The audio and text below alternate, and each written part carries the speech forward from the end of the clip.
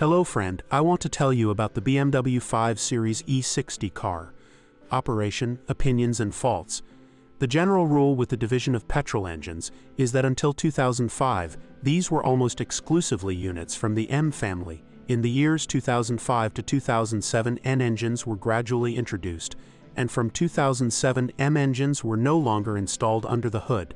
There was more confusion in the diesel range, because until the end of production, the M57 6-cylinder was maintained, and only in the range of 4-cylinder units was the M47 installed until 2007, and from 2007 already the N47 in 2 power variants. The differences between these engines are quite large in terms of technical details.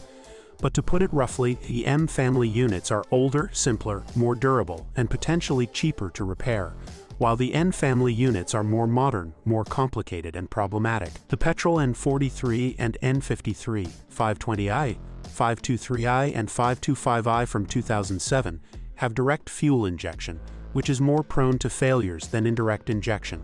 What's more, newer designs suffer from timing drive and valve control failures. In the case of the N47 diesels, they had problems with the timing drive, which was located on the gearbox side, making its replacement expensive. Of the used cars available on the market thanks to repairs, most probably no longer have these problems, although you have to be careful with models with low mileage. The best variants in this model are 6-cylinder engines from the M family, i.e. M54 in petrol and M57 in diesel. In the case of units with smaller capacity and power, the recommended variant is the petrol M54 with a capacity of 2.2 liters, designation 520i up to 2005. In many engine versions, BMW offered xDrive 4-wheel drive from models with the 525 designation upwards. It works brilliantly on the road, but you have to remember that it is not an off-road drive. It is supposed to improve traction and driving characteristics, and it does that perfectly. Unfortunately, its failures are quite frequent and expensive. Repairing a transfer case costs up to about $1,000. Additionally, the drive includes a front differential and half shafts, which increases the overall maintenance costs. The BMW E60 suspension is still considered very complicated and not cheap to service. Multi-link axles require frequent inspections and ideally replacement of wishbone sets. In the more powerful 6-cylinder versions, you can also expect high prices for good quality brake system components. Additionally, it is worth checking before buying whether the car has pneumatic suspension at the rear, especially in station wagons, which can leak due to age alone, and the compressor fails.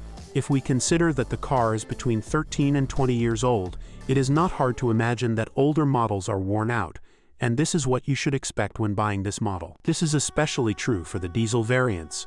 Fortunately, corrosion is not as big a problem in the E60 as in the E39, but it is still worth checking the car from the bottom before buying. BMW 5 Series E60 2003 to 2010 typical faults. Worn-out M series engines with numerous faults and improperly performed repairs, high oil consumption. N petrol engines, timing, fuel and injection system faults. In versions with direct injection, also carbon deposits. In diesel engines from the M family, problematic flaps in the intake manifold.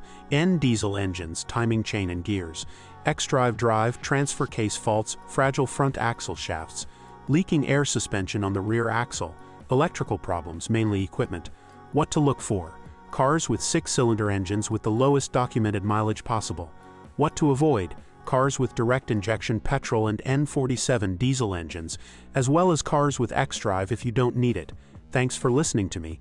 Don't forget to subscribe to the channel and rate my video. If you know any problems with this car that I didn't mention, be sure to write about them in the comments.